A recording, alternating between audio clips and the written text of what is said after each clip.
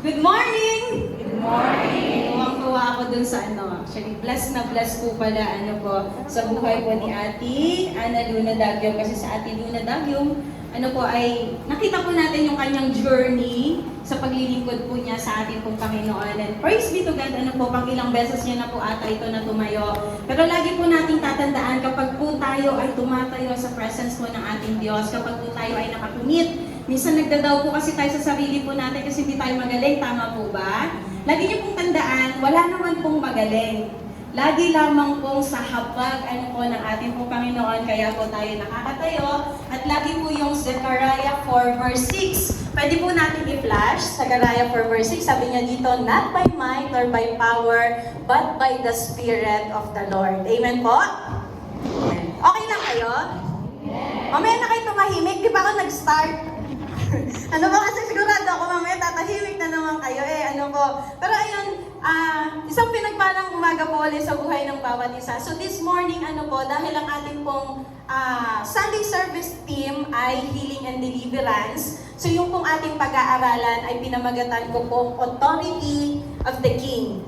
Authority of the King. And yan, yung pong ating team, or yung pong ating title, connected din po doon po sa ating team ngayong buwan, sa Jesus is Lord Church team, that Christ's authority is the answer.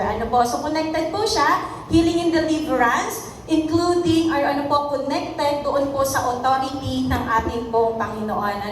So basahin lamang po natin saglit yung pong ating text verse. So makikita po natin sa Matthew 28 verse 18. Matthew 28 verse 18, sabi niya po dito, then Jesus came to them and said, all authority in heaven and on earth has given to me. Purihin nga po ang pagkabasa ng banal na salita ng ating pong Panginoon. So ito pong ating pag-aaralan, connected pa rin po siya in the kingdom of God. Naalala po ba natin po ang ibig sabihin ng kingdom? What is the king? Ruler. What is the dom? Territory. Praise the Lord. Yan po, paulit-ulit po natin pinag-aaralan kasi sabi nga po, hearing and hearing the word of God. Faith cometh by hearing and hearing the word of God. Kasi kailangan po sa atin bilang isang Kristiyano, maghari po ang Diyos sa buhay po natin. Kaya paulit-ulit po ito na pinag-aaralan po natin dahil bilang isang Kristiyano, dapat po ang masunod ay ang will ng Diyos at hindi po ang will natin. Pero sabi nga, hindi naman yung pinaka-kingdom or sabi natin, hindi po yung kingdom ang ating pong pag-aaralan ngayon. Kung hindi, magfo-focus po tayo doon sa king. Kasi di po ba, consists of two words? Isang king, which is the ruler, and then the dom, short for domain. Ngayon, pag-aaralan naman po natin, who is the ruler? Who is the ruler? Kasi lagi po natin naririnig yan. Authority of the king. Kailangan maghari daw po ang Diyos sa buhay po natin. Pero paano po ba siya maghahari? So mahaba-haba yung aking oras kasi kanina kinat ko. Sabi ko baka ako ay mabatas na naman Pero ipapasok natin ng konti. Pinakamabilis lang In a way, na mauunawaan po natin siya sa pinakamababaw bago po tayo pumunta sa pinakamalalim. Sino po sa atin dito yung may mga tatay pa? Amen. Praise the Lord. Halos lahat naman po tayo, Or maaaring yung tatay po natin, just like me, my dad has gone to heaven 4 years ago, Pero naranasan po natin kung ano po yung authority ng tatay po natin sa bahay po natin. Tama po ba? Amen. At ang tatay po natin sa bahay po natin, isa siyang protector. Kasi di po ba, tayo, bilang isang anak, iyakin tayo. Sino po dito mga daddy's girl or makatatay? Amen. Nagtaas ng kamay. Ako doon po ay isa doon kasi spoiled ako sa aking daddy. At kapag spoiled ka, pag nagsumbong ka sa tatay mo, kulang na lang sugurin niya yung kaaway mo. Yung kaaway mo bilang isang anak, susugurin din ng tatay. Tama po ba? Pero reality po yan, protector kasi pinoprotektahan niya yung isang pamilya. Hindi lamang po yung kanyang anak. Kasama na po kung sino po yung nasa kanyang bahay. And then, as a father, he is also the provider. Sino po dito sa atin, mga tatay na, and you provide for your family? Wala. Ano bang tatay dito? Okay, amen Sino po dito mga tatay na, pwede pakitaas ang kamay? provide for your family? Amen. Ayun, may sumagot din. Kasi bilang isang tatay, dapat tayo po yung nagbibigay. Tama po ba? Bilang isang tatay, dapat po, yung pangangailangan ng isang buong pamilya, tayo po yung nagpo-provide. Tama po ba? Amen po. Kukunti kasi talaga yung voice natin. Kaya yung nag-i-amen dito, yung nanay na nabibigyan ng sahod ni tatay.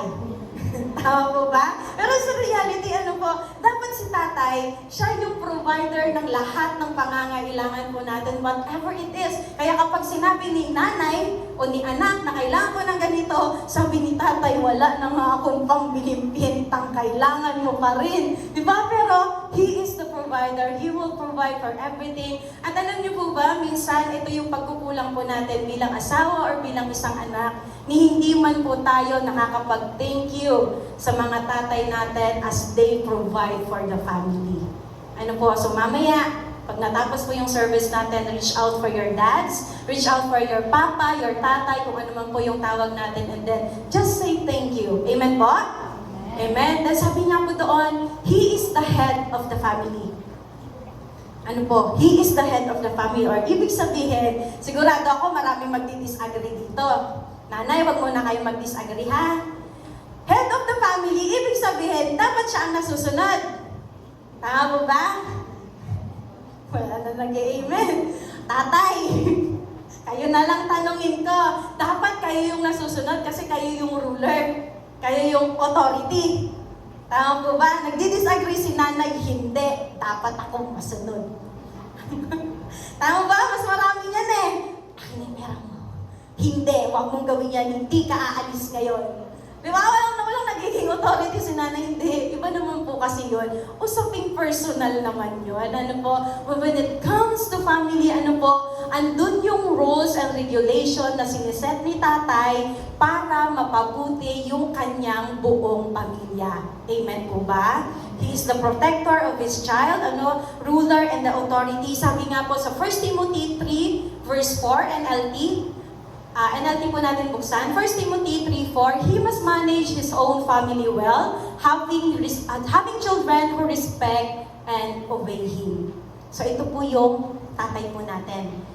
He must manage his own family well, having who respect and obey him. Sino po dito yung nire-respeto po natin yung tatay po natin?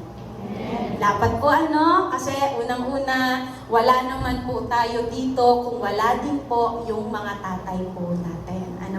At sabi nga po sa 1 Corinthians 11 verse 3, tatay, tandaan niyo po ito. But there is one thing I want you to know, the head of every man is Christ, the head of woman is man, and the head of Christ is God. So malinaw po dito, mga nanay, the head of a woman is man. So huwag na masyadong authority kay tatay. Hinay-hinay lang. Pero biblical po tayo, ha? Yan po yung biblical. Kaya mamaya, kapag may gusto kayo, lampingin nyo muna. Para ibigay ni tatay. Kasi magpo-provide naman po yan. Pero in connection, doon sa pong pinag-aaralan natin, that who is the king? Kasi sinasabi niya po dito, he is the authority. Tama po ba?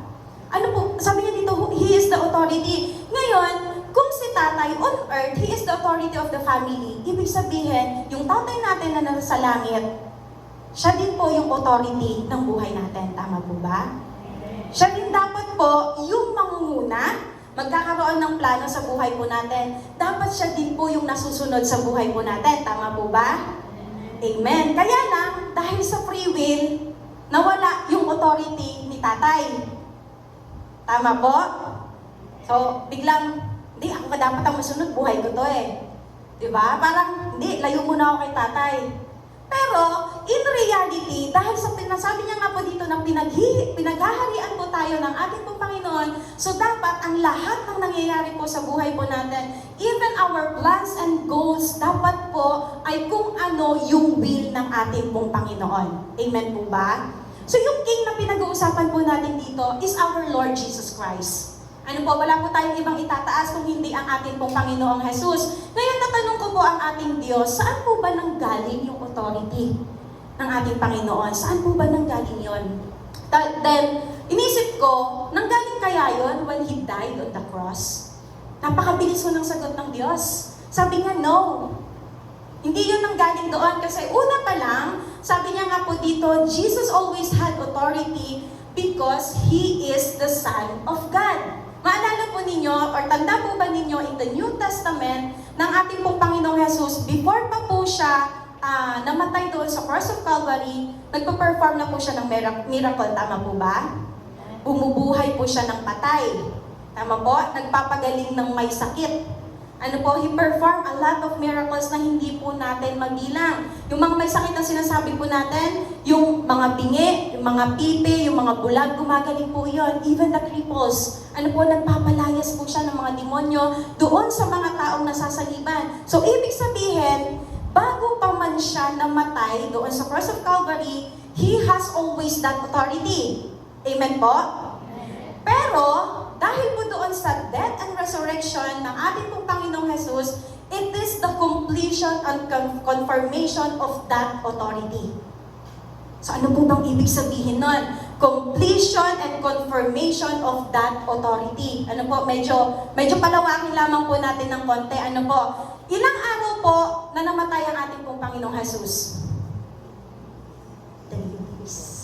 Hindi ho ako magtuturo ng eschatology, a brief lang po. Ano po, eschatology is the end of times. Wag ho kayong matakot, ano po, kasi baka mamaya sabihin niyo sa akin, nililintol na nga sa Pinas, mag-end of times pa po tayo. Yung pong nararanasan po natin sa Pilipinas or nasaan mang pong dako, mararanasan po talaga natin yan. But take this, ano po, it is not yet the end. Babasahin po natin yan sa Bible. So hindi ko po tanda kung ano po yung exact verse, pero pwede niyo pong basahin. Ano po. Pero sabi nga po doon, it is the completion and confirmation. So 3 days, namatay po ang ating pong Panginoong Jesus. So in 3 days na iyon, the body was buried. Tama po ba? Yung katawan ay inilibing. So saan napunta yung spirit ng ating Panginoon? Sino pong nakakaalam? Anyone here? Wala. Ano mo tanong sa harap? Ako sabi. Saan po napunta ang ating pong Panginoong Jesus, His Spirit? Napunta po yon in the Hades. Ano pong ibig sabihin ng Hades? Ano po? The place of the dead. Ano po? Realm of the dead. Ano po? Or ibig sabihin, the Sheol. Ano po? Doon po siya pumunta. Ano po? Yung pagpunta niya po doon, ano po? Yung pagpunta niya po doon sa Sheol, pumunta po siya sa Abraham's bosom or yung tinatawag po nating paradise. So lahat po kasi ng righteous people, doon po pumunta. Doon po napunta. In those days, wala pa pong pumupunta ng langit. Kaya kung mabasa po natin, Abraham, Moses, Jacob, hindi pa po sila napunta ng langit, but then pumunta po sila doon sa Abraham bosoms. Ano po, pumunta po siya sa paradise. At yung pagpunta po ng ating pong Panginoong Jesus doon sa Hades, ano po, He proclaimed His victory over Satan. Kasi si Satan, nung namatay ang ating pong Panginoong Jesus, akala niya nagtagumpay na siya. Akala niya nagwagi na siya kasi namatay na yung anak ng Diyos. Gaya yung thoughts niya eh. Pero hindi niya alam, pagkamatay po ng ating pong Panginoong Jesus, it is the end of the beginning. Doon po pala magsisimula yung tagumpay ng ating pong Panginoong Jesus, triumphing over the sins. Kasi di po ba ang kasalanan, yun po yung dahilan para po tayo ay hindi makapasok ng kaharian ng Diyos. Tama po? Pero dahil po sa kabayaran na ginawa po ng ating pong Panginoong Jesus, binayaran niya with His blood, ano po, nabuksan po ang kalangitan and all those righteous people pumunta po ng langit. Ano po, pumunta po siya ng langit. At dahil din po doon, ano po, kinuha niya din po yung susi ng Hades at ng death. Mababasa po natin yan, Revelations 1 verse 18, sabi niya po dito, Revelations 1 verse 18, I am the living one, I died, but look, I am alive forever and ever. I have hold the keys of death and the grave. So, ibig sabihin, hawak po ng ating pong Panginoong Jesus yung susi ng kamatayan. At yung kamatayan na iyon, hindi po natin mararanasan dahil pinagtagumpayan na po ng Diyos yung ating pong mga buhay. So, yung mga kasalanan po natin, triumphing over, it is a great victory. Ano po, it is the great victory victory, completion, the authority over demons, over sins, na pagtagumpayan po ng ating pong Panginoong Jesus. Ano po? So yun po yung great victory or yun po yung sinasabi natin na authority po ng ating pong Panginoong Jesus. Ano po? Nagigets niyo pa po ako? Nasusundan naman po ano? Maliwanag naman po? So doon lang yun. Naiintindihan niyo pa po ako? Amen. Ano po? So, hindi na natin kailangan i-further ng explanation, ano po? Kasi mabibitin tayo sa oras. Pero ano po? Pero the death of Christ, tandaan po natin, it is the greatest victory over demons. Kasi ito yung sinasabi natin na authority ng ating pong Panginoon. Ano po? So that victory, ano po, and that authority, nagmula po iyan sa Diyos Ama. At ang ibig sabihin po ng authority, all-powerful. Wala na pong mas makapangyarihan pa kaysa po sa ating pong Panginoong Jesus. I read every time, may nababasa ako lagi doon sa Facebook or social media. They write the name of the Lord, alam mo, maliit na letter? Maliit na letter? Yung hindi big letter. They write it maliit na letter. So minsan gusto kong magtanong, who is your Lord? Kasi kung Lord, the Lord Jesus Christ or God the Father, it should be big letter L-O-R-D. So you can say that you give thanks to the Lord up high. At hindi, minsan tatanong ko yun, gusto kong tanongin, pero hindi na lang kasi baka ma-offend. Ano po? Pero yun nga po, ano po, ibig sabihin po ng authority, it is all-powerful. Ano po? He is the honor or He is the authority in every being. So what are these every being? All the angels, all the demons, all the kings, and every creation.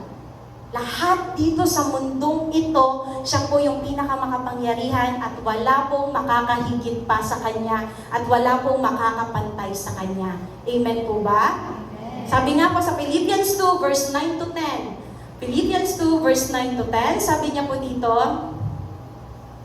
Philippians 2 verse 9 to 10, therefore, God exalted him to the highest place and gave him the name that is above every name, that at the name of Jesus Christ, Jesus, every knee should bow in heaven and on earth and under the earth. Ano po? Every name. Ano po? Naupo siya doon sa kanang upuan po ng Diyos Ama at sa Kanya po ipinagkatiwala ang lahat. Ano po? Ngayon, ano po ba talaga yung authority ng ating pong Panginoong Jesus? What are His authority? Kasi napakalawak po nung sinasabi nating authority. Maaaring alam na natin. Maaaring sabihin niyo po sa akin na, di ate, alam ko na yan eh. Kaya lang, alam na natin, pero nauunawaan po ba talaga natin? Kasi marami yan, nagiging sakit ho natin yan. Di, alam ko na yan kahit di na ako makinig. Diba? Kaya lang, kung alam mo na yan, naa-apply mo ba sa sarili mo? This is the question. Kasi kung alam mo talaga ang isang bagay at alam mo ang lahat sa ating pong Panginoong Jesus, then right now, you should be living on His kingdom. Tama po ba? Kasi sa reality. Kaya lang, minsan hindi kasi talaga natin alam. Hindi po natin talagang nauunawaan what is the authority of our Lord Jesus Christ and what is His kingdom. Kaya hindi rin ho nagmamanifest sa ating pong mga buhay. Ano po? So meron lang po akong tatlo. Mabilis lang ako. Yung dalawa lang.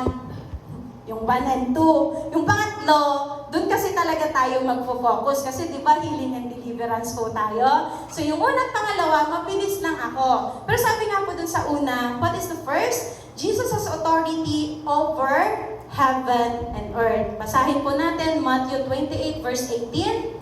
Sabi niya po doon, then Jesus came to them and said, all authority in heaven and on earth has been given to me. Or ibig sabihin, the entire universe, every angel, every demons, every nations, all power is under His command. So lahat po ng nakikita po natin, kahit hindi po natin nakikita, authority of our Lord Jesus Christ. He has everything, the authority. Kaya wala rin po tayong pagmamayari dito sa mundong ito. Kahit ho isa.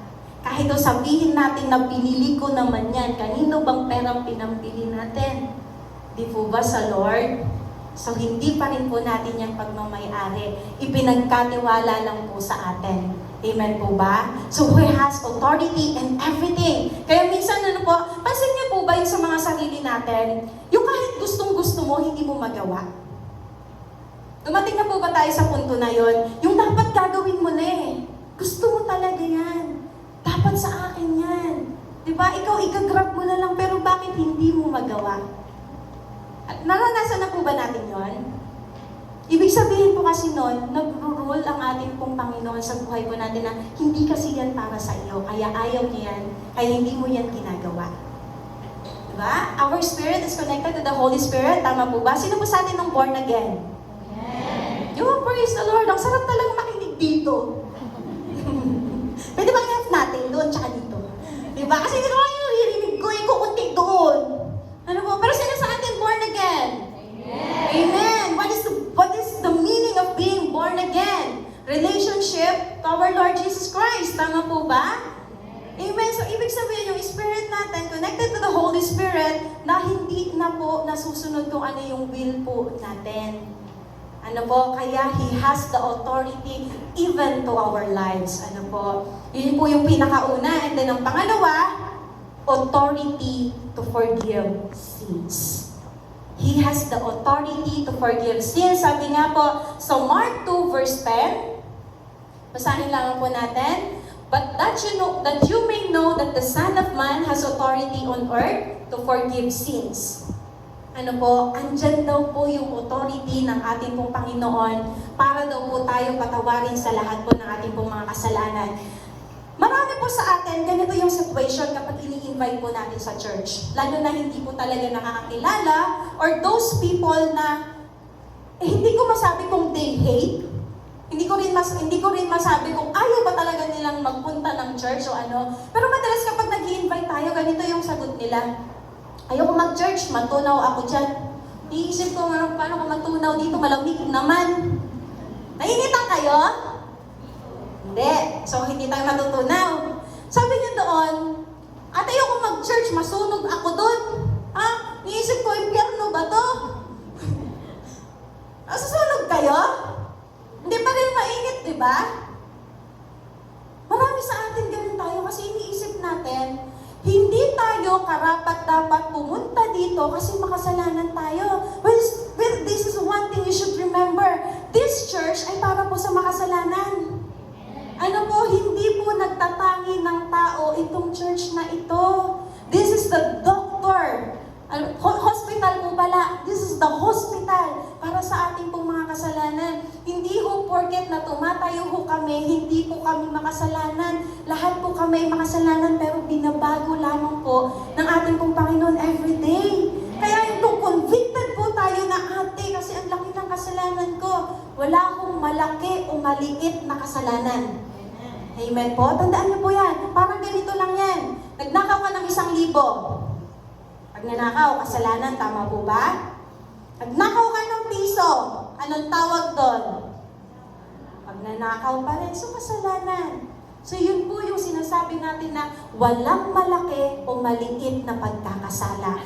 And this church, kapag tayo po ay tapat na naghayag, 1 John 1:9, if we confess our sins, He is faithful and just to forgive us and cleanse us from all our unrighteousness. Patatawarin po tayo ng ating pong Panginoon kung tapat lamang po tayo na ihahayag po yung ating pong mga kasalanan. At sabi nga po sa Hebrews 8 verse 12, ate, lagi naman kasi ako nagkakasala mula pagkabata hanggang ngayon. Ito tandaan nyo, yung naihingi po natin ng kasalanan, yung naihingi po natin ng pagkakasala, ay ng kapatawaran, I will remember their sins no more. Yes, indeed, nagkakasala tayo for we are in the flesh. Kaya dyan din po ulit papasok yung 1 John 1:9. Pero hindi po yan dapat na maging basehan natin para sadyain po nating magkasala. Amen po? Dapat magkaroon din po tayo ng tunay na pagbabago, yung sinasabi po natin na repentance. Ano po? So, hindi na po tayo babalik doon sa kung ano yung ginawa natin, hindi na po natin uulitin dahil tapat naman po ang Diyos para tayo po ay baguhin. Ano po? Hindi po porket nagkasala ka, you're not capable para po pumasok dito. Ano po? Lagi niyo pong tatandaan yon. Ano po? So, do not condemn yourselves. Do not condemn yourselves. Ano po? There's no more condemnation in the Lord. Lagi niyo pong tatandaan yan. Ano po? He has the authority over our sins. Ano po? At kapag tayo po ay tapat, ano po? Pag tayo po ay tapat, yung pong ating mga kasalanan na iniiwan po natin, actually yun po yung pagiging born again natin eh. Kasi nagkakaroon tayo ng pagbabago in our hearts. Ano po? Kaya nga po tayo nagkakaroon ng relasyon sa Diyos kasi yung puso po natin, instead na sa mundo, inia-align po natin sa puso or sa will po ng ating pong Panginoon. At sabi nga po sa Ezekiel 36 verse 26, Ezekiel 36 verse 26, I will give you a new heart and put a new spirit in you. I will remove from you your heart of stone and give you a heart of flesh. Ano pong ibig sabihin yan? Yung daw pong pusong bato po natin, papalitan po ng ating pong Panginoon para maunawaan po natin kung ano ang tama at mali. The heart of flesh, a new heart, and a new spirit ay magkakalob po sa atin ng ating pong Panginoon. Ano po? At sabi nga po sa 2 Corinthians 5:17, kapag tayo po ay napatawad na ng ating pong Panginoon, therefore, if anyone is in Christ, he is a new creation. The old has gone, the new has come. Amen? Amen. So, proceed po tayo sa pangatlo. So, sabi ko nga sa inyo kanina, yung 1 and 2 lang, maiksi. Proceed tayo sa pangatlo, haba-habaan natin ng konti. Kasi dito po tayo magsisimula sa preaching natin about healing and deliverance. Ano po? Dahil dun sa pangatlo, ang sabi po doon, Jesus Christ has the authority over sickness and diseases. Jesus Christ has the authority over sickness and diseases. So, yung 4 na category po natin, itong sickness and diseases. 4 na category po ito. Ano po? So, ano po yung una? Yung una, it is the physical. Sakit at karamdaman po ito, ha? It is the physical. So, itong pag-aaralan po natin na 4 na category, ito po ay paalala lang, pero hindi po ito yung magiging focus natin. Para lamang po maging aware kayo what are those sickness and diseases na nangyayari po sa atin. Amen? Amen. So the first one is the physical. So ano po ba yung mga sakit at karamdaman natin physical?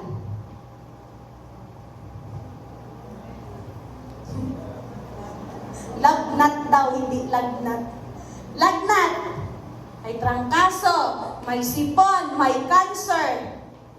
Anything na nararamdaman po ng ating physical bodies. So those are the physical na sakit at karamdaman po natin. Ano po? Anything. Even the skin diseases. Ano po yung nakikita po natin physically? Ano po? So that is the physical. And then pangalawa, ano po? It is the emotional and mental afflictions. It is the emotional and mental afflictions. Marami po sa atin nakangiti. Pero this is reality. Pagtalikod or yung sa puso po nila, they are in depression. Ano po ba yung depression? Matinding kalungkutan. Sino po sa atin dito yung naranasan na po yung hindi mo maipaliwanag bakit ka nalulungkot? Ano po, yung bigla na lang, usually babae, hindi ko po kasi alam pagdating sa lalaki. Pero I know, there's no exemption. Kasi may natanong na rin po ako niyan. Minsan, sabi ko sa kanya, hindi po ba kayo nalulungkot? Ang sagot niya sa akin, syempre nalulungkot rin ako. Tao ako eh. Sabi niya gano'n, kaya lang dahil lalaki na ako, hindi ko pwedeng sabihin sa ibang tao. Kaya pala mas prone po ang mga lalaki na nagpapakamatay kasi hindi po nila nailalabas yung kanilang mga emotions. So better yet, mga kapatid, kung tayo po ay may mga kaibigan na lalaki, kamustahin nyo naman. Huwag yung puro pangbubuli ang gawin po natin. This is simple hi. Ano ba? Kuya, kamusta ka? Ano po? Tanungin lang po natin kasi hindi po natin alam kung ano po yung kanila pong mga pinagdadaanan. Ano po, maaari yung pong ating pong palang mga kapatiran, dumadaan na po sa matinding anxiety. What is anxiety? The fear, overwhelming fear. Ano po, hindi na po nila maintindihan kung ano po yung kanilang nararamdaman, hindi na po nila maintindihan kung ano yung worriness na meron ng kanilang puso. Sino po sa atin dito yung apektado ng lindol? Wala? Praise the Lord. Ano po, palakpakan na po natin ang ating pong Panginoon sa protection na pinagkalagay sa ating mga pamilya. Pero kung isipin po natin, ilugar po natin yung sarili natin doon sa mga naapektuhan ng lindol, ng bagyo, o kung ano pong dilubyo. Sa palagay po ba natin, kaya natin? Diba, mag-aalala ho tayo, kamusta na kaya yung pamilya ko, kamusta na kaya yung mama ko, lalo na kung hindi ho natin makontak. Kami din ho kahapon, nakaranas din ho kami ng lindol. Ano po, late kasi ako gabi, nagising ako alas 8. Tapos nangyari yung lindol, 5:32. Tapos nalaman ko na lang, nasa production na ako. Late ako pumasok, 9:30. Late ako nagising eh. So, nalaman ko na lang, nasa production na. Sabi sa akin, nilindol lang Sambales. Sabi sa akin gano'n. Ako hindi ko alam kasi ang thoughts ko lang, makapasok ako. Kasi magagalit sa akin yung boss ko. Late nga ako. Diba, yun lang yung thoughts ko. So pagdating ko dun sa production, lumindol pala talaga. So in that time na narinig ko yung balita na iyon, nataranta din ako. So I called my mom. Sabi ko, "Ma, kamusta dyan?" Sabi ko, buti na lang sinagot niya din kasi alanganing oras na yun, alas 9 na yun. Sabi niya, sinanong ko kung kamusta. Sabi niya, okay naman. Naramdaman lang din daw talaga nila yung pagyanig. Pero at least, wala pong nangyari sa kanila sa bahay. Ano po? Laking pasasalamat ko po. Ano po? Ay, iisipin ko, ako tutulog-tulog dito. Tapos yung pamilya ko po pala doon, nililindol na. Tawag ako kayo sa mami ko, tawag ako doon sa aking parents. Ano po, doon sa aking biological parents, ano po. So, tataranta din ako. But the good thing is, hindi po sa amin yung pinakamalakas. Ano po, pero ilalagay natin nga po yung sarili po natin in their cases. Diba? Yung maramdaman lang po natin, or mayroon po tayong sitwasyon sa buhay po natin na yung pamilya po natin ay masakit at karamdaman. Di po ba grabing pag-aalala na yung nararanasan natin? Grabing anxiety, yung maiisip mo sana kasi andun na lang ako. Ako na lang dapat yung nag-aalaga. Tama po ba? Pero maiisip mo din, kaso kung nandun ako, paano makakapag-provide sa pangangailangan? Naranasan ko kasi ang lahat ng yan when my dad died. Naisip ko kasi yun, sana nandun na lang ako bago namatay yung daddy ko. Kaya lang naisip ko din, lately na, kung nandun ako, hindi ko rin muna i-provide yung pangbayad sa hospital bills. Ano po? Pero grabe yung lungkot, tama po ba? Emotional, emotional and mental, hindi ho natin maintindihan kung ano ho yung nararamdaman ho natin. Masaya ho tayo ngayon, pero mamaya, matinding kalungkutan ho yung nararamdaman ho natin. Ano po? Pumapasok din ho dyan. Ano po?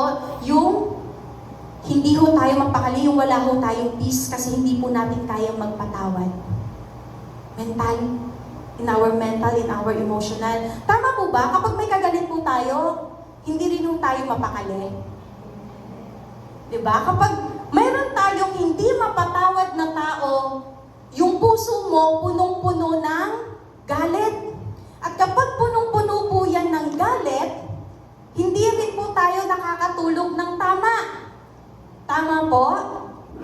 Amen? Ano po? Nangyayari po talaga yan sa buhay po natin. Or marami po dito sa atin, hindi ko po alam kung ano po yung pinagdaanan po natin, wala pagkabata po natin, but we have that great pain in our heart na hindi ho natin kayang magpatawad ng mga taong nang abuso po sa atin.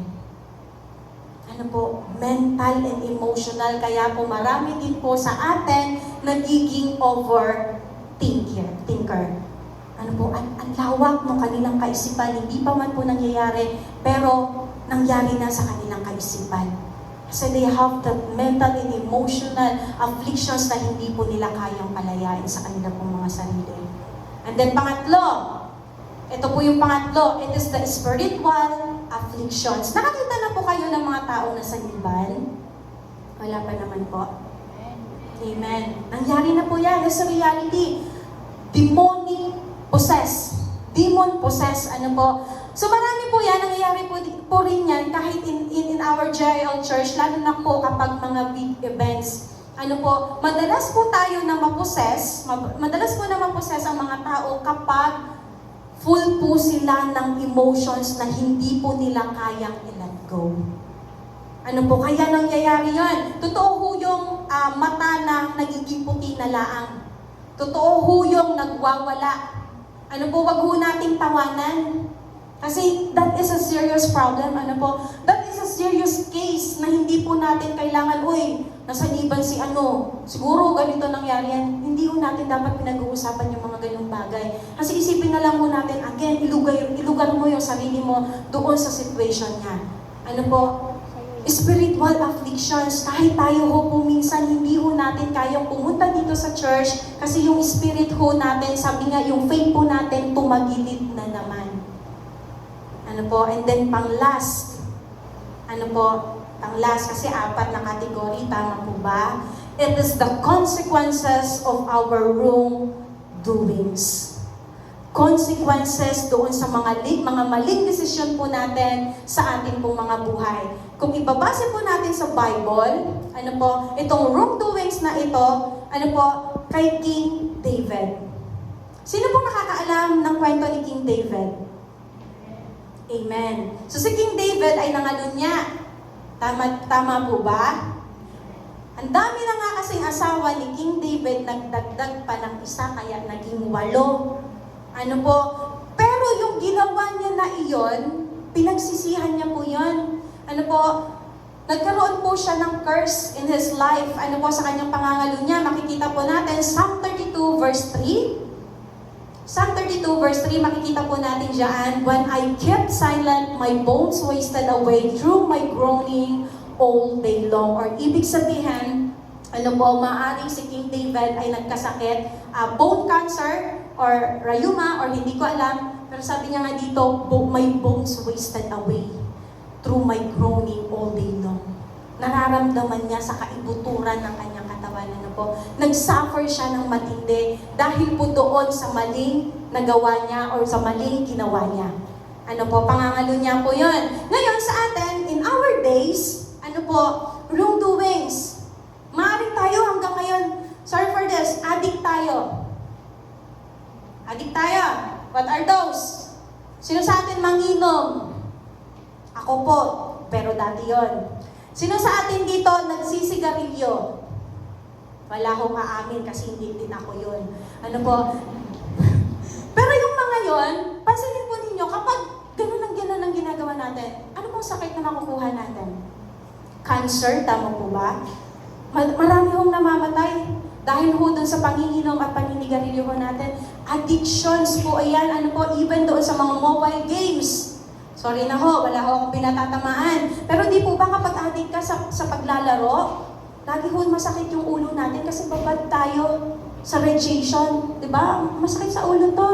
Yun na nga lang magdamag kang nagsasalpon, ang sakit sa ulo. Paano ka pa yung naglalaro? Alam ko yun. Kasi magdamag din ho ako nagsasalpon, magdamag din ho ako nasa monitor, at masakit din ho talaga sa ulo. There is consequences. Sorry for this again. Do you know gluttony? Sino nakakaalam ng gluttony? Amen! Hindi ko matanong no? Pero sino ho dito sa atin yung mahilig mag-mukbang? Sino ho sa atin yon? Minsan.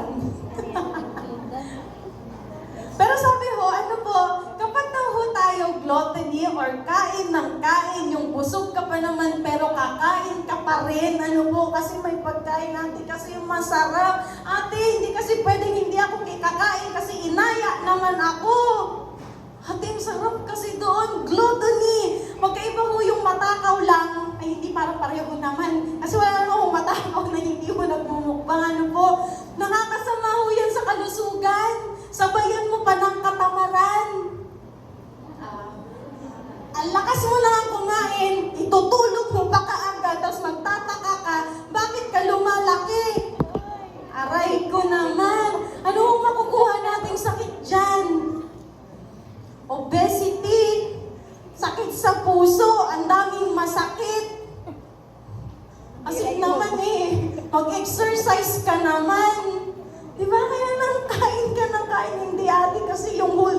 busy ako. Saan ka busy?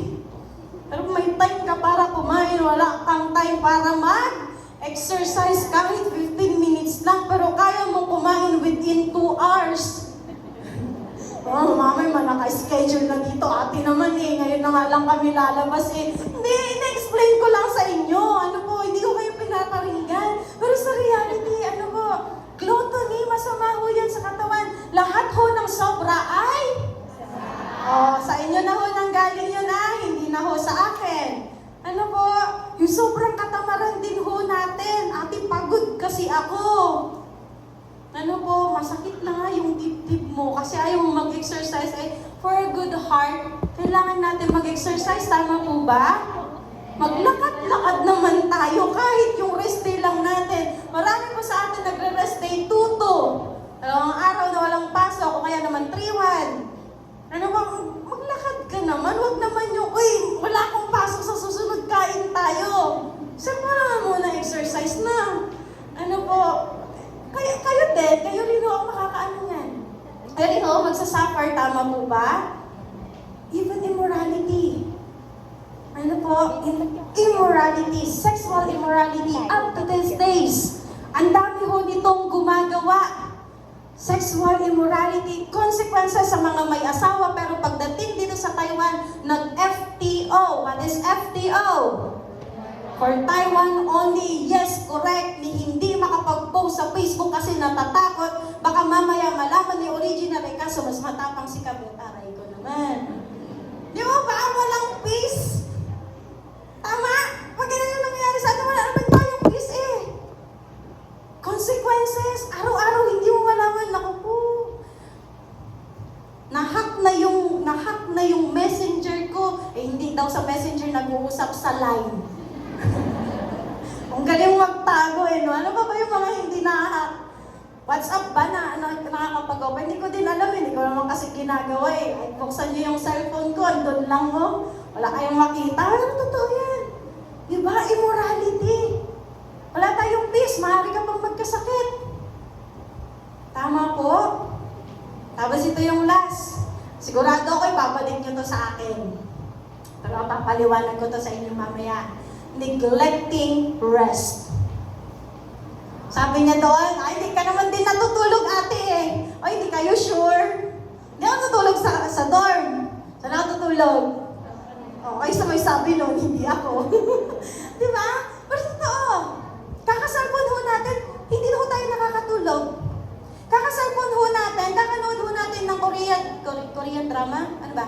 Korean drama. Basta yun, K-drama. Kasi never din ako nanood niyan. Kakanood natin, isang episode na lang, isa na lang. Isang oras na lang, papasok ka na. Diba? Neglecting the rest, nagiging weak yung katawan mo. Ngayon, kung gusto mong ibalik yun sa akin, di ka sure, malakas ako. There's a difference. Diba? Sabi nyo kanyan, tutulog ako sa company, di kayo sure. Tama po. Pero totoo, pag hindi ka nakapagpahinga, ang hina ng katawan natin, di po ba? Magpapaalam ka pa nga yan, ate, hindi ko talaga kaya mag-church na yun kasi pagod na po kasi po yan. Tapos saan ka ba napagod at napuyat? Kayo na lang sumagot, ayaw ko na. Tama ba? Pero neglecting rest, hindi makapagpahinga yung katawan po natin. Kasi hindi nagiging okay yung katawan natin. Tapos, kapag nagkasakit ka, sisisihin mo yung naunang nagkasakit. Kasi nahawaan ako ni Lumapit kasi ako sa may sipon. Diba? Kasalanan niya pa. Ikaw tong lapit ng lapit. Kasi hindi ka matulog. Diba? Ang hirap po ng ganyan, isisisihin ka pa doon sa mga mali po natin ginagawa. Pero yun yung apat. Na gusto ko pong maging aware kayo na kailangan, simula ho ngayon, magkaroon ho ng pagbabago yung buhay po natin. Sabi talaga sa akin, may magsasabi yun, ate, nakaschedule ako mag-shabu-shabu mamaya. Ngayon lang to. Diba? Sige na, you can go. Pero after nyan, bawas-bawas na. Kasi, minsan ganun tayo Napakahirap po nating alagaan yung sarili po natin. At sabi nga nila, kung ano ang bawal, yun ang gawain nyo. Alam na alam. ba? Kung ano daw ho yung bawal, yun yung masarap. Pero all those kinds of afflictions, all those kinds of sickness and diseases, kaya ho tayong palayain dyan ng ating pong Panginoong Jesus. Kaya niya pong i-restore yung katawan po natin na may sakit. Kaya niya po tayong i-deliver doon sa lahat ng mga maling ginagawa po natin. At yung katawan po natin kailangan maging healthy ulit. Physically, mentally, emotionally, and of course, spiritually. Our Lord Jesus Christ has the power and has the authority para po tayo mapalaya doon sa lahat ng mga ginagawa po nating mali. Ito lang ho yung kailangan ho natin gawin. Kasi totoo, alam ho natin. Tama po ba? He has the authority. But the question is, how can you apply it into yourselves? Paano natin makakamit? Kasi may authority ang Diyos. Kaya lang, hindi po kikilos ang Diyos hanggat hindi po natin sinasabi sa Kanya na, Lord, pakialaman mo yung buhay ko kasi gusto kong maging maayos to. Because of free will. Dahil po dun sa free will na yon, kahit alam po natin na ang Diyos is our great healer, tulad nga po ng inawit natin kanina, hindi ho tayo mapapagaling. So mayroon ho tayong kailangang gawin. Prepare lang po tayo kasi malapit na ho matapos. Unang-una, ito ho yung lagi ho nating tatandaan. Na sa lahat ho ng pinagdadaanan ho natin, even our in deepest pain, kahit may sakit ho tayo physically, kahit meron ho tayong nararanasan mentally and emotionally na sa paglalagay po natin, wala na ho tayong pag-asa. Even yung sakit ho na sinabi ng doktor, wala nang pag-asa yan gumaling, ito sinabi lang to ng tao, sinabi lang ho ng mundo. Pero ang sabi ho ng Diyos sa Luke 1:37, nothing is impossible to God. Amen? So, ibig sabihin, anuman yung mga pinag-aalala po natin sa buhay, nothing is impossible to God. Or ibig sabihin, kaya niya ho tayong pagalingin, kaya ho niya tayong palayain, kaya niya ho tayong bigyan ng pag-asa, at kaya niya hong iparanas sa atin yung kanyang dakilang pagmamahal kung tayo lang ho ay open heart to accept God in our lives. Kung tayo lamang po ay open heart para tanggapin ang paghahari ng Diyos sa ating pong mga buhay. At ito ho yung gawin ho natin. Kasi ang ating pong Panginoon, Luke 10 verse 19, sabi niya po sa Luke 10 verse 19, I have given you authority to trample on snakes and scorpions and to overcome all the power of the enemy, nothing will harm you. Or ibig sabihin, you have to exercise also your authority. Sino ho tayo in the presence of God? We are the children of God. Being the children of God, you have the authority to trample snakes and scorpions. What are those snakes and scorpions? Again, mga kasalanan na ginagawa ho natin. All the power of the enemy.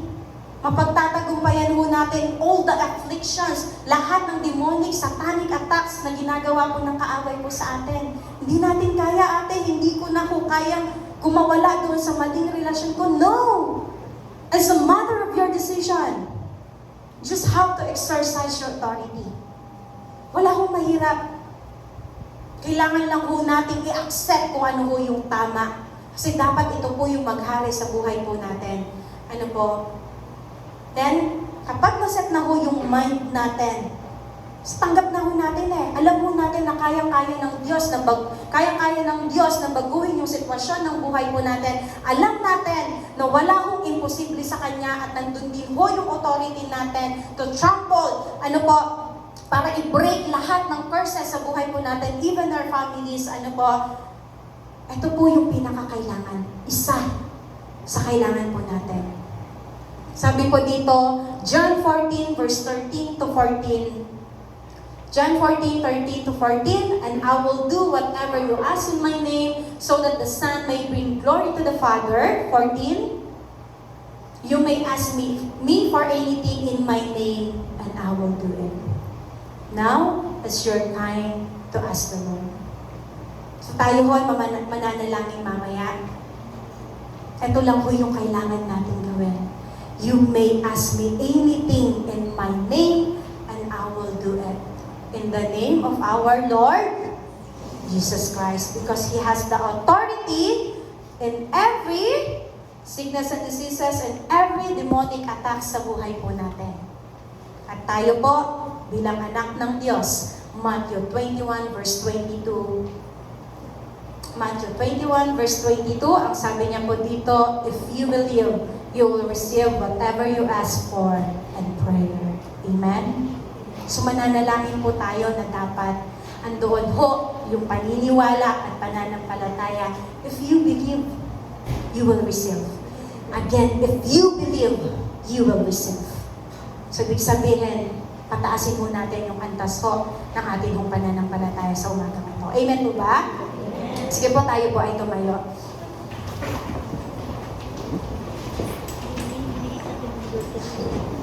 So bago po tayo manalangin, bago po tayo mananalangin sa umagang ito, bago po tayo tumulog doon sa presensya po ng ating pong Panginoon, hayaan niyo ho muna na tulungan ko ho kayo doon sa pagiging isang unbeliever ho natin.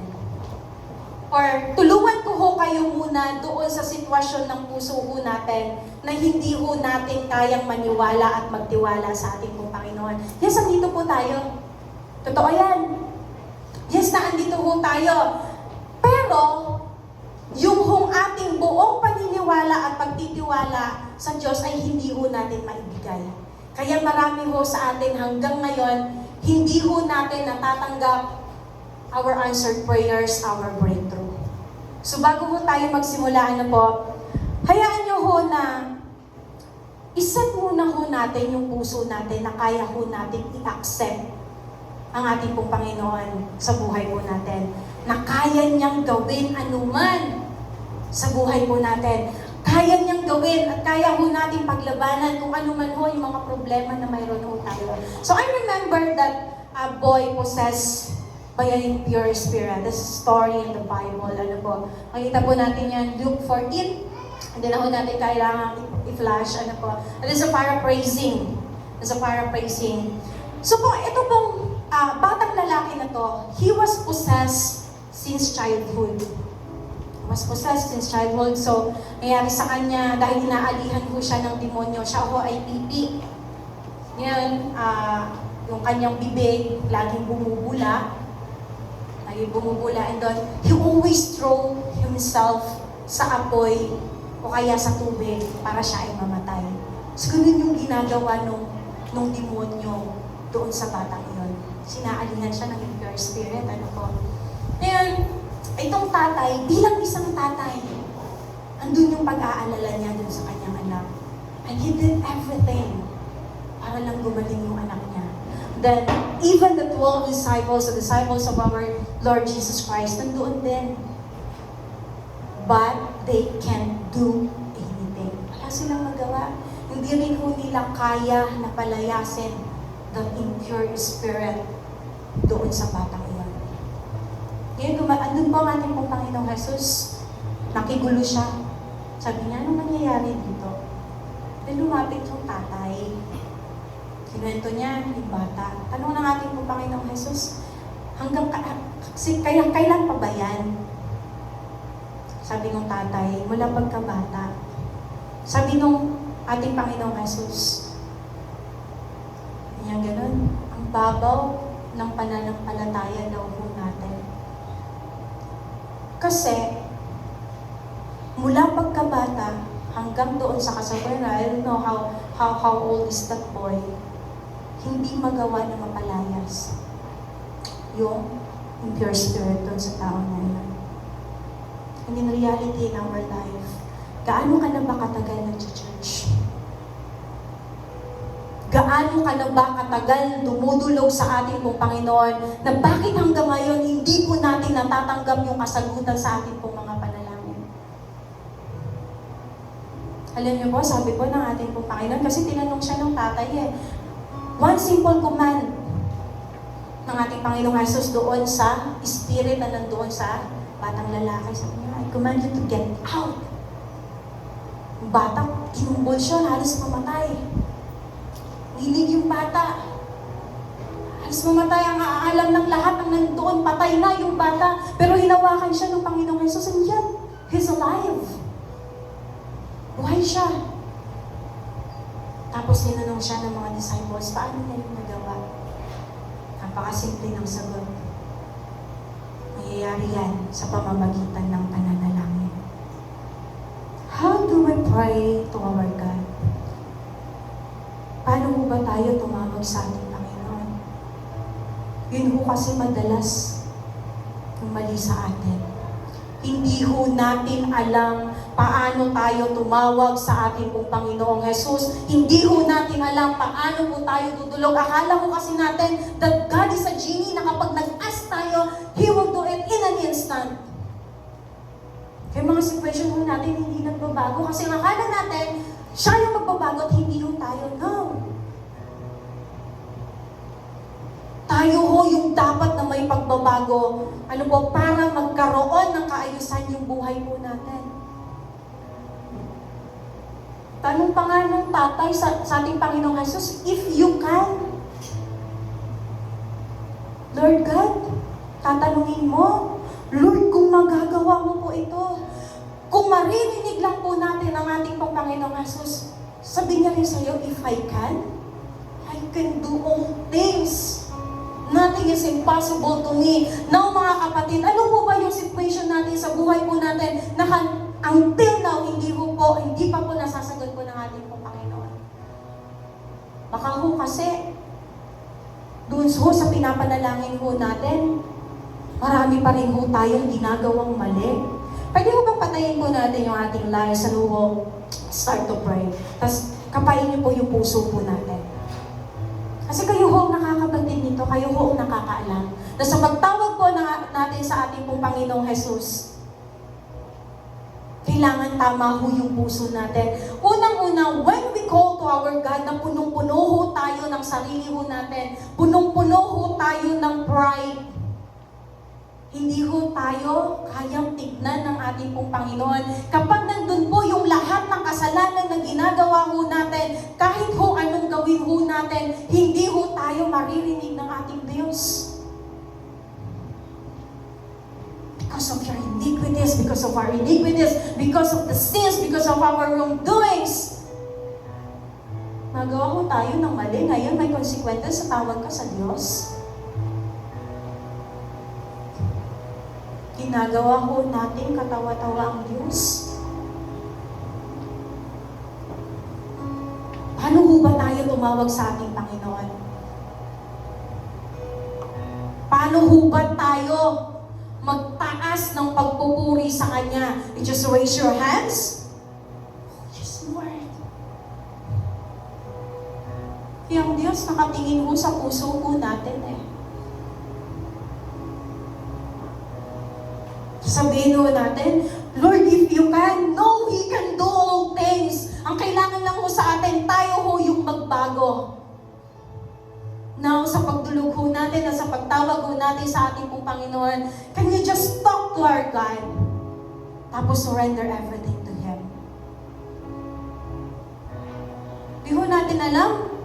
Sabihin ho natin, di ho alam kung anong kasalanan ko, yes. Everyday nagkakasala ho tayo. Yung bagay pa lang na hindi ho natin siya kayang pagkatiwalaan, kasalanan lang ho iyon. Yung nagdududa ka sa sarili mo, sa pinapagawa sa iyo ng Diyos, kasalanan ho yun. You have that pride. Hindi naman ikaw yan eh, ang Diyos yun.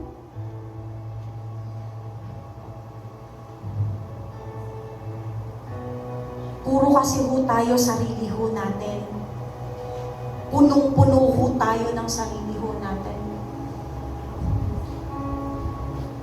But I want you to this very moment to surrender everything to God. Nagkasala ho tayo, admit ho natin. Aminin lang ho natin sa ating pong Panginoon, nakasakit ho tayo ng kapwa ho natin. Hindi ho natin nasunod kung ano ho yung pangako natin sa ating Panginoon. Aminin ho natin na tumalikod ho tayo sa Kanya. Aminin ho natin na nasa maling relasyon ho tayo. Alam mo doon ng Diyos ang lahat.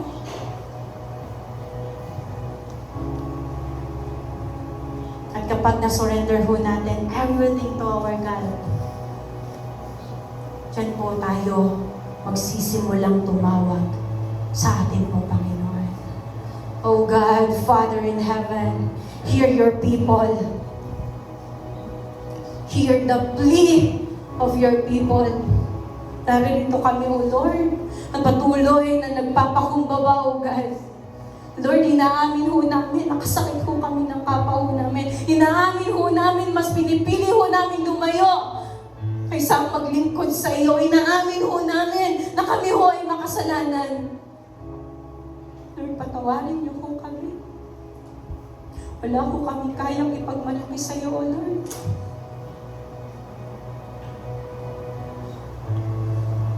Lord, hear your people. Hear your people, O God.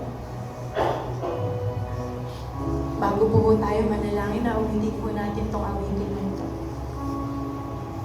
We will speak the name of our Lord Jesus Christ. And when we speak the name of our Lord Jesus Christ, it should come from your heart. Hindi ho sapat sa labi lang.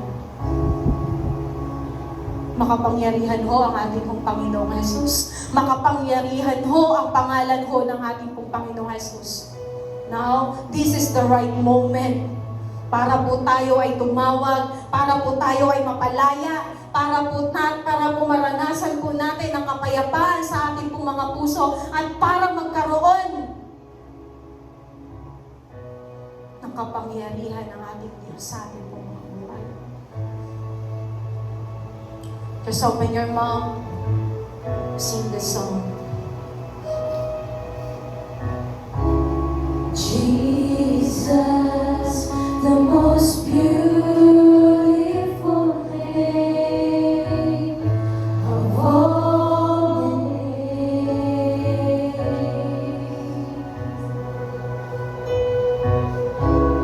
Jesus, the only name that brings healing. Come on, church. Open your mouth. Taas po natin ang ating pong mga kamay. Umawin po tayo sa ating pong Panginoon as we continue to invite Him in this place. Hayaan mo natin siya kumilos sa ating pong kalagitnaan. Come on, church. Open your heart and step out your faith. When I speak your name, kung gusto ho natin maging malaya, speak the name of our Lord Jesus Christ, the authority and everything of our lives. Jesus, the most beautiful name that I know. You're the exalted one. Jesus, you have the power alone.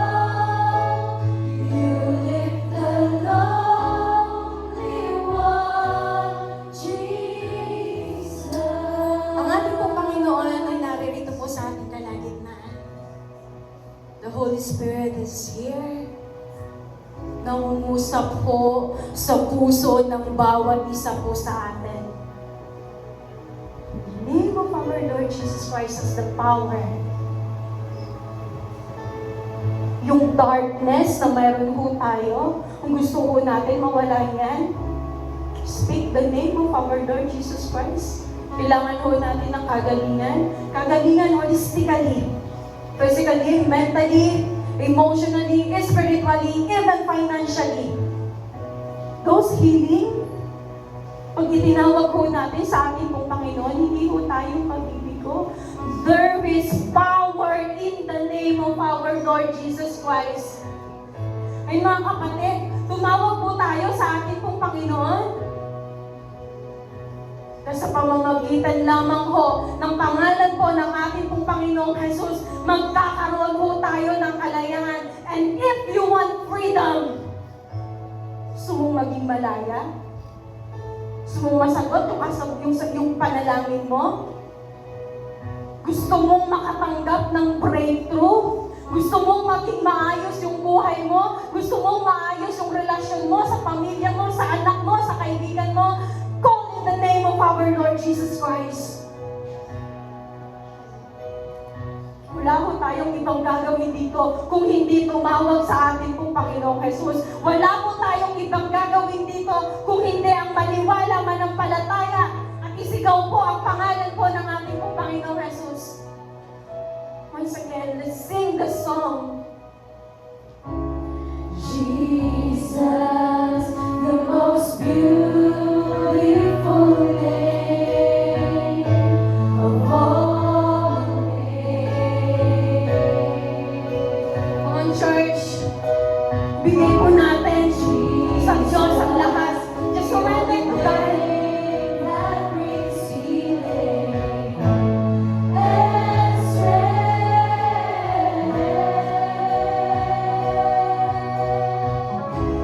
When I speak your name, mountains move, chains are loose.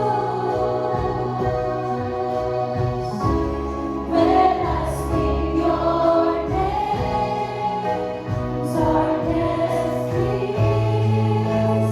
It has no hold on me. Jesus,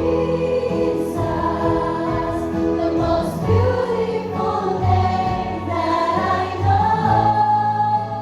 You're the exalted one. Come on, church, lift up your hands. Lift up your hands and call to the name of our Lord Jesus Christ. Sige po. The lonely one. Jesus, the most beautiful name that I know.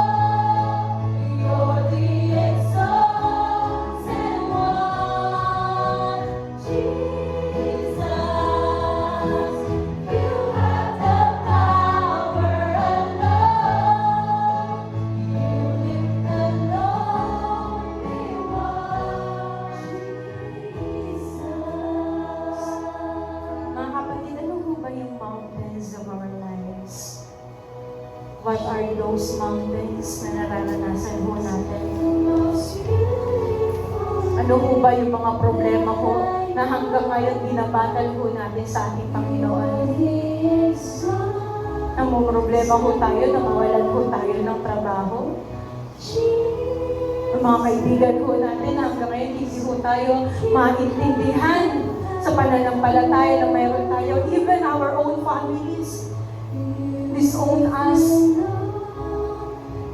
Ano ho ba yung mga mountains ho natin? Sa maling relasyon ho tayo? Mahal na mahal ho natin yung tao na hindi ho natin kayang iwanan. Pero gusto ho natin magbago. What are the mountains of our lives? Financially, kulang na kulang ho tayo. Our families na may sakit at karamdaman, nakaratay doon sa hospital, hindi ho masabi kung gagaling pa ba o hindi na. Even ho tayo, may sakit at karamdaman ho na nararanasan ho natin. What are those mountains in our lives, mga kapatid, na gusto nyo hong ayusin ho ng ating pong Panginoon? No, talk to our God. Talk to our God. Nakikinig ho ang Diyos sa umagang ito. Sabihin ho natin sa ating pong Panginoon, huwag ho natin limitahan ng Diyos. May mga desisyon at plano ho tayo sa buhay ho natin na hindi ho natin alam kung magtatagumpay po ba tayo. Now consult God. Will He will hear you.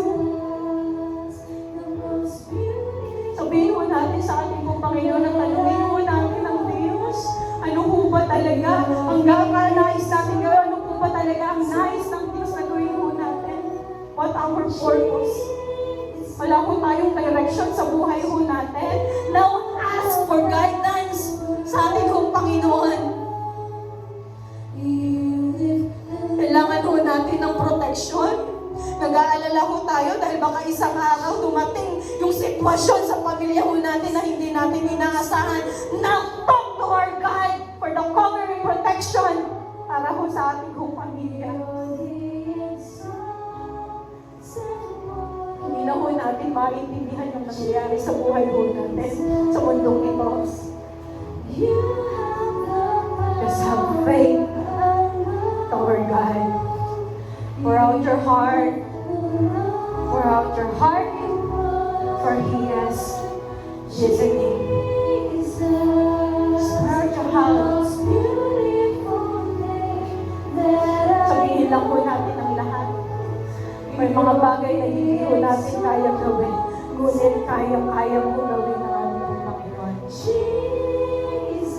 Marami pong bagay na sa palagay po natin wala ng pag-asa. Ngunit sa Diyos, bibigyan niya po tayo ng pag-asa.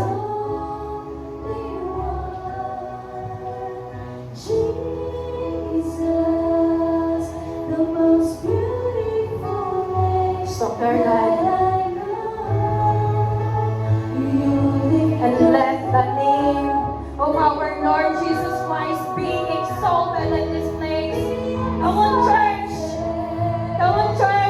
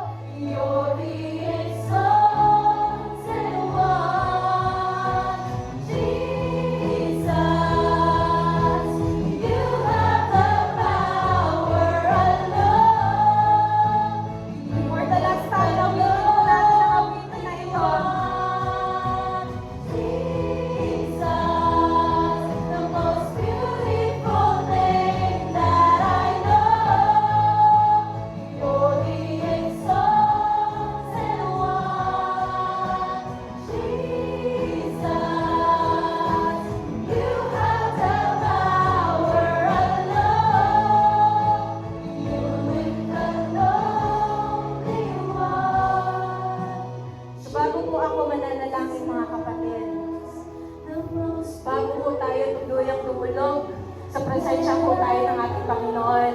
Pwede ho bang sumunod muna tayo sa isang maikling panalangin? Panalangin ho ng pagtanggap. Sa ganon, lahat ho ng ating pong idudulog sa umagang ito, marinig ho tayo ng ating pong Panginoon. Sabihin lamang po natin, Panginoong Jesus, maraming salamat po sa iyong pagmamahal.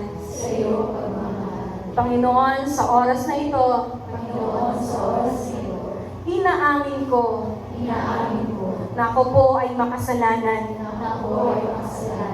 Kaya nga po, O Diyos, ako po'y lumalapit. Nagpapakumbaba sa iyong harapan.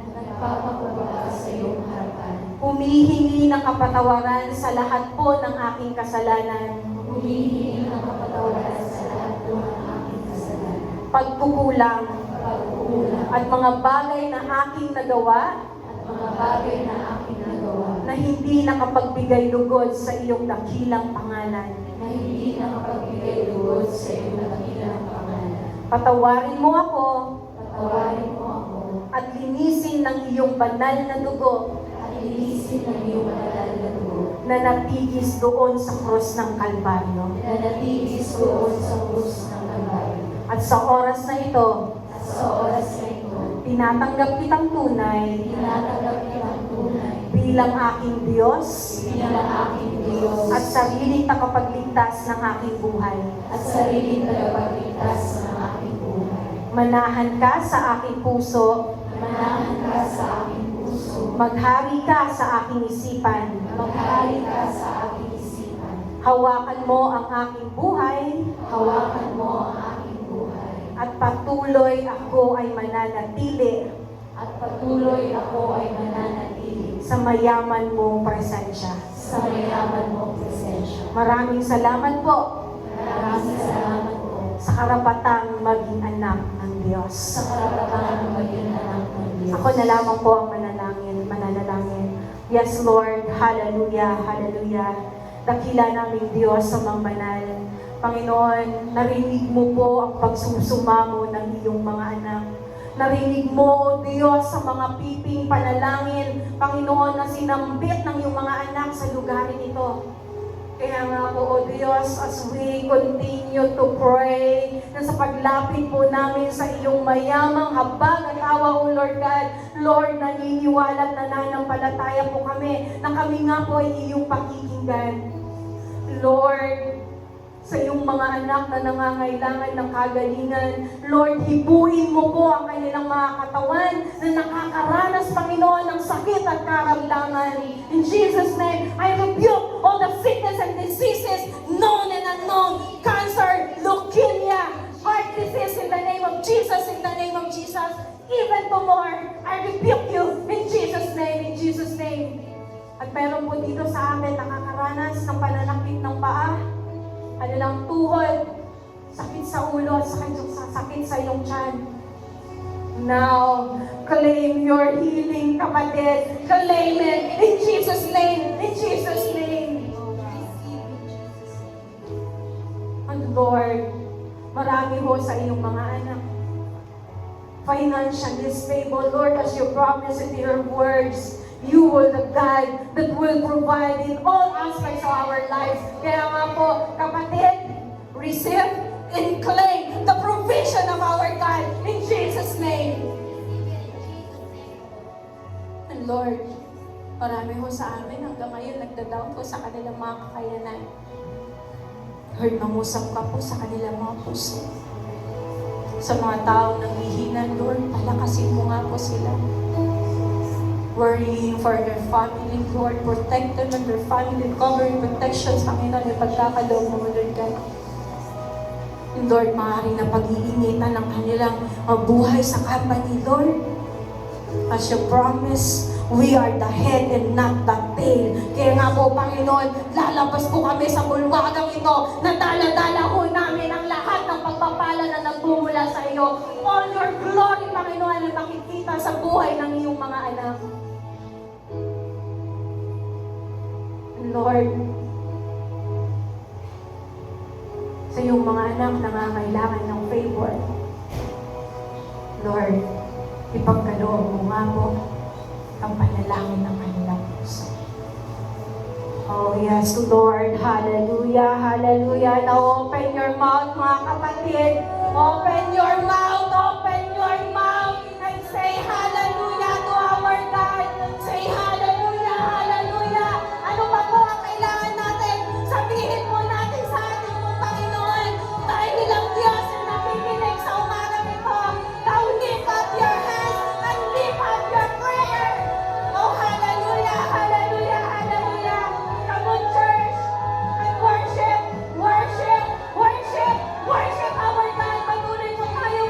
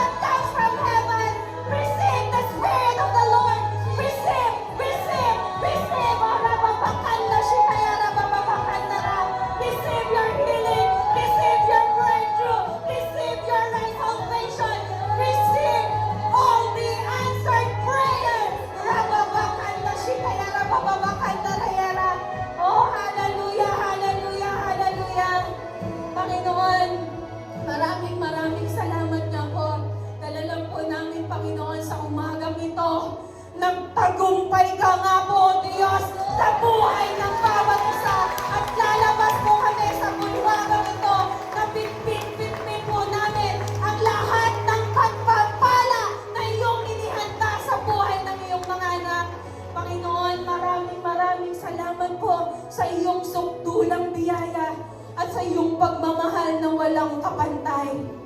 Panginoon, alam po namin na wala ka pong nilampasan ni kahit isa sa lugar nito at